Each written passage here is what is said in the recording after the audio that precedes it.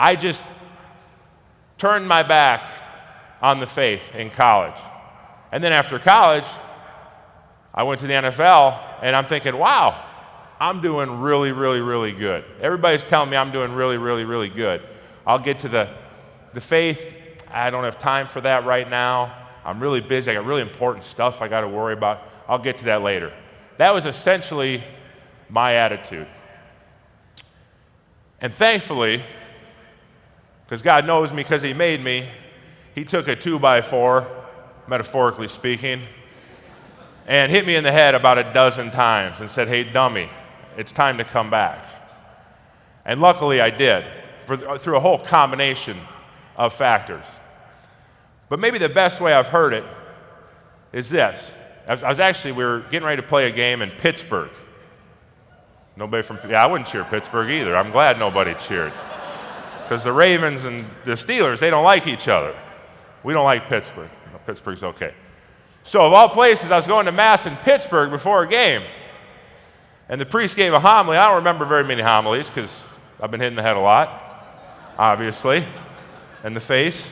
And so he gave a homily. He was talking about the devil was with his little devil minions. You know, they were strategizing. They were strategizing how to keep people out of heaven. So the little devil minion said, well, we could tell them that God doesn't exist. The devil considered it for a second. He said, I think pretty much sooner or later people figure out that there is a God and that he does exist. I said, okay. So they said, well, we could tell them that it doesn't matter what they do while they're on earth. It just doesn't matter. God doesn't care. The devil said, I don't know, that doesn't really make a lot of sense either. Finally, they thought a little bit longer, and the meeting said, we got it. We'll convince people that they have all the time in the world. That was me. I felt like I had all the time in the world. That whenever I was ready, later on down the road, I'd figure it out and come back to faith. And what happened was I ended up wasting years and years and years. And thankfully, I came back to the faith. But for a while, I was just wondering. To be real honest with you, I had pretty much everything that this world had to offer, at least from a lineman's perspective. You know? I was playing football, I had money, I had fame. I was playing in my hometown, so they actually knew who I was.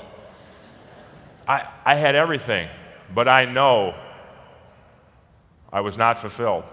That growling that Chris talked about, that was me. My stomach was growling, but I didn't know what I was hungry for.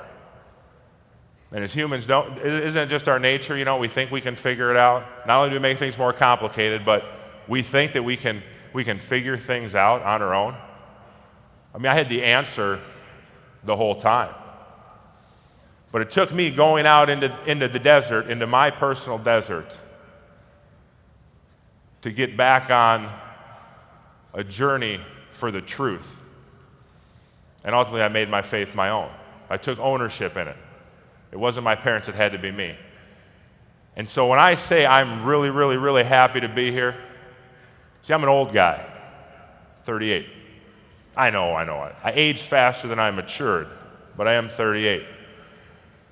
But I hear about things like, young people, they're falling away from the Catholic Church. The Catholic faith is dying. Normally I talk to rooms a lot bigger than this. It's only 10,000. That was a joke. You can laugh. It does my heart really, really good to see 10,000 college students here seeking, saying, yes, we are Catholic. We're proud to be Catholic. That makes me feel good. I'm in the 6 Kid Club as well. And when you become a parent, you definitely see things differently. And you worry a lot more. And you worry about the world. And you're always searching for hope and inspiration. Because as a parent, you worry.